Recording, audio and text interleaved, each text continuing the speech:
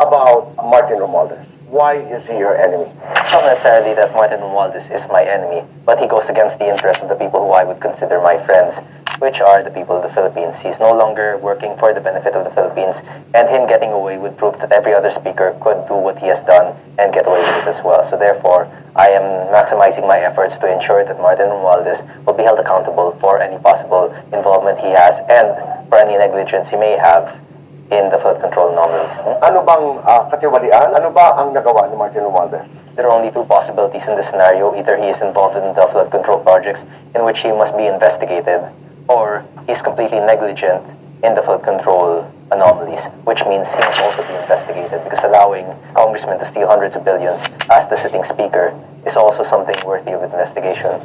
Naniniwala ka ba that former Appropriations Committee Chair Zaldi Ko is, in my words again, for lack of a better word, is in connivance with the speaker? Well, it would be impossible for him not to be in connivance, because the Appropriation Committee is a very valuable committee, a very sought-after committee by congressmen, and only someone very close to the administration would be able to receive. So hindi siya pwede kumilos, hindi siya pwedeng makapagdesisyon ng kung ano man sa appropriations na walang basbas to Speaker Romualdez? Naturally, that's what you're trying to say. Nung nangangampanya ka, ano ang sinasabi mo sa members of the House of Congress why you were campaigning to be Speaker? Well, I shared my platforms on what I wish to change involving the House and on what would not change. Can you be clear on that? Ano yung bababago, anong hindi bababago pag ikaw ang naging Speaker? Firstly, the investigation of Martin Romualdez and his deputy speakers in their involvement in the flood control. Secondly, we need to take time to go fix the lower house, because there are plenty of issues and corruptions involved. So I would propose a travel ban until December 2026, so everyone can just stay in the Philippines and focus on their work. And lastly, the change in the system of deputy speakerships, in which every political voice will be granted a chance to elect one of their members as deputy speakers, rather than through connections with the House Speaker. If you were campaigning for the post of speakership, you have to have some relationship with the palace. Or do you think hindi mo kailangan ng relasyon sa palasyo to be Speaker? Firstly, hopefully I don't need that, because Marcos hates me right now, but we'll still see. There might be a possibility, and if such possibility exists, then that may be hope of a free Congress that's not influenced by the administration. Nag-resign si Martin Romualdez. Ang sabi niya, ginawa daw niya yun for the House. He even said he has done nothing wrong. These are loose quotes. At ang sabi niya, the act of leadership is actually the grace to let it go. I heard that in his speech. Your comment? Well, wala naman daw siyang kasalanan. Yes. From what you could assume from Martin Romualdez's actions, he does not seem to be the type to let go of power unless absolutely necessary. He will be the type to cling onto his position until the very end. And that was the very end for him. Is he still powerful now? Well, we will see. How big an involvement does he have in the flood control mess na kinakarap natin? Well, the Speaker controls everything in the House, so by that nature, we could assume that he controlled everything during that time. No budget could pass through without the Speaker's approval. He has full control, especially with the supermajority that voted for him, which I was a part of before. He had full control over practically all committees. Nakinabang ka ba bilang member ng mayorya? As a young congressman, nabigyan ka ba ng mga proyekto para sa iyong distrito? Yes, pero mga 1 month, 2 months pa lang ako naging congressman noon before I left NUP. Kaya wala nang masyado. Like, konti lang, then wala na ever since when I went against Romualdez, all of the accounts were gone. Hindi kayo nagkakasalubong ni Martin? I never seen him in the House, actually. Oh, okay. Kahit even during the time when he was Speaker, he's very rarely seen in the House. Which means that he was not reporting to the House? Well, I think he has different tasks at hand, because he has deputy speakers who could fill his role for him. Maybe he had meetings to attend to or other plans. How much are you worth? Before, I was worth a few millions, like bago na, because I had my work as councilor and everything. And then, nung namatay si Cong PD, dami niyang dami niyang iba-ibang properties, because he was a lawyer for decades, politician for multiple decades. So, ngayon, di namin alam actually, because there are certain properties or assets that he has that cannot be divided between me, my siblings, and my mother. So, medyo, ngayon, hindi pa masyadong naaasikaso yun. Ibang-iba ka raw sa tatay mo? Yes. How different are you from your father?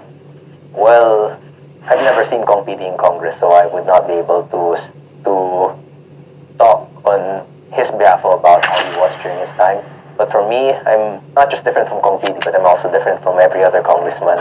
I remember watching your interview with Jessica Soho at sabi mo, oo, nepo baby ako. Are you living on money na ninakaw? Yeah, I didn't steal anything, so I'm not necessarily living off stolen funds. Kasi I was wondering nung sinabi mo na nepo baby ako, ano yung ibig sabihin nun? Someone who is part of a political dynasty. Okay. Hindi, not necessarily may private planes, Well, wala pa naman. First termer congressman. lavish yung lifestyle. Hindi yun ang ibig sabihin mo. Siguro pag medyo tumagal ako sa kongreso, baka yun na yung ibig sabihin kapag may private plane na ako. But right now, we just have to settle with whatever little we have. In the same interview, nung tinanong ka, kung may pangako ka, kung maipapangako mo sa bayan na hindi ka magiging corrupt, your answer was very interesting. Everyone would say the same thing. They would all say that they will never become corrupt. Well, as for me, you'll just have to wait and see. Which means That despite how I portray myself in the media and during interviews, one should not completely trust me because I am still a politician. You should not trust that I will never be corrupt just because I said it. You should always just wait and see any further evidence or further details before you decide on a politician's nature. I truly understand that. Maniwala ka. I truly understand that. That's very honest. But as we speak today, are you trustworthy? We don't Right. have to wait for the future. I mean, just now. Can we trust you because you're a public servant? Right now, I'd like you to trust me. Why did you post having so much cash? What was that? Hindi ko alam kung ano yun.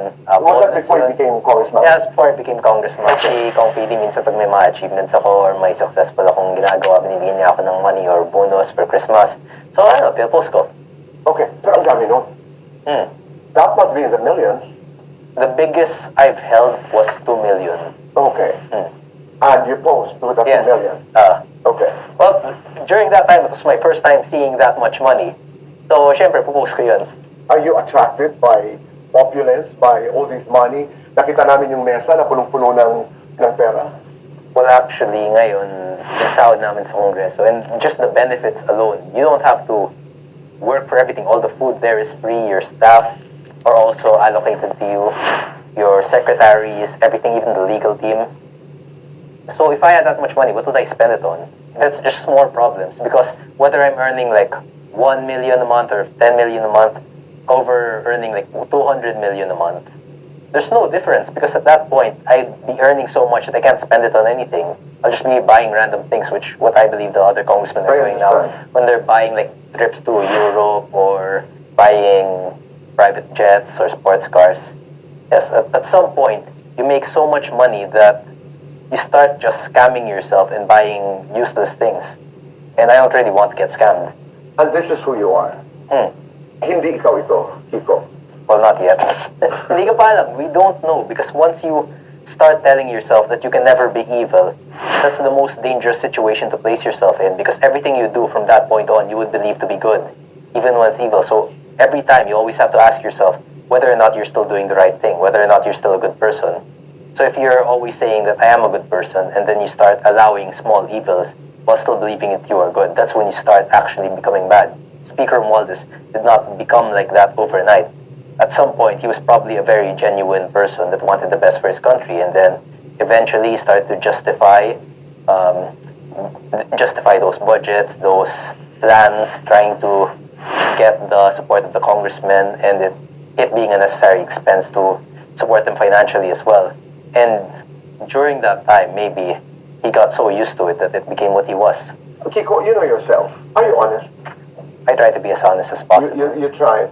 Are you loyal to the country? Yes. How Well, much do you love this country? the best interest of the Philippines, when you start to consider that, is that if you apply it on a larger scale, if every citizen will only think about the best interests of their own countries, then that's where we have geopolitical issues and wars. What if, instead of considering the best interests of only our country, we consider what the best interest of the world is? And that's what I'd like to consider. I want to do what's best for the Philippines, but on a grander scale. I want to do what is best for the world as a whole. Kung buhay ang daddy mo, you think he would be proud of you? He'd be scared probably, He'd be scared because because he is always the type to always bet on the wrong president or always bet on the wrong administration. He endorsed Chidoro, he endorsed Rojas, he endorsed Robredo. He does not want to make the wrong decisions afterwards. So after his president loses, he tries to do his best to get closer to the administration. But I went to the exact opposite direction, where I endorsed the winning president, but instead I chose to go against the administration after my president won. you have supporters, but you also realize na napakalaki ng posibilidad na marami ang naiinis sa'yo sa loob ng Kongreso. Well, it's okay if they hate me. The people hate them as well. Okay. What bothers you? I mean, nothing seems to bother you. The way I see it is there are 300 people, or maybe less, around 200, 250 people there in Congress that hate me. But there are millions, maybe over 100 million of people that hate the people in Congress. So who has a larger number? Because people only consider the representatives as the numbers there, but in reality, the number always belong to the Filipino people. Aren't you betraying your family? How am I betraying my family? Because you're going against the principles, if there are principles of political dynasties. Oh yes, but betraying my family for the greater good is also worth it. And you will fight for that. And that's probably why a lot of people don't understand. Kasi nga, you keep on saying political dynasty. Produkto ka ng isang political dynasty. Why do you say so? Are you proud of that? Or are you just being realistic? Well, it's not something I have any feelings about. It's something that exists and it's there, and I have to acknowledge it. Now, the reason I'm part of a political dynasty is because my family is in politics. My parents were in politics before me. My great-grandfather is where it all started from, one of the first municipal mayors of Dasmariñas, and also a notable figure, a captain, I believe, of the KIKO during the Spanish times. Right. You're proud of your family. You're proud of the achievements of your family. Yes. Especially for your area, for your district. You are. Yes. What is it that you want the Filipino people watching us, eavesdropping on this conversation to understand about it? Ano yung pinaka-importanteng mensahe na nais mong iparating sa sambayanan?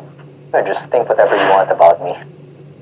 That's fine, because I would act accordingly in reaction to what the general public assumption of me would be. Pero ayaw mo bang isipin namin that you're capable of affecting change? Well, if that you are someone we can trust, that you're someone who is different from the rest in a good way. If you start to believe that, then what stops the next congressman or the next upcoming politician to promise the same thing and possibly gain a higher position than end up betraying the people? Pero kailangan, Kiko, may paniwalaan kami. Yes, I don't want the general public to be gullible. I want them to know that if they cannot see change within the world, they themselves must be the change that they wish to see. And that's the exact method that I'm doing right now. I cannot change the house alone, but I will change as much as I can alone. Where is this going to end? I mean, not you, but itong lahat, itong investigation, budget hearing in Congress, the independent commission, where do you see this going? There's no end to this. Human nature always has room for conflict. And in that conflict, these types of battles emerge. There are no ends to these. I'm merely another result of the system. A system that's corrupt will also produce people who seek justice for themselves and for the greater community as a whole. Itong ingay na ito, itong your presence right now, you are in the consciousness of the multitude. All this visibility, all this... bagong buhay mo ngayon, Kiko. I mean, people are interested. People like you, people don't like you, but you're present in people's minds, which I think is good. Saan mo gusto dalhin ito? Well, right now, all I've been thinking about is the speakership and how I could ensure that Romualdez will face accountability for any possible crimes he was involved in, and also the other people in the House. But hopefully, this might become a new movement, a new take on politics, and how my ideas and the ideas of the new generation could help shape this country and prevent us from reaching the same results that we've always been reaching. You take good care of yourself. You are healthy. Yes.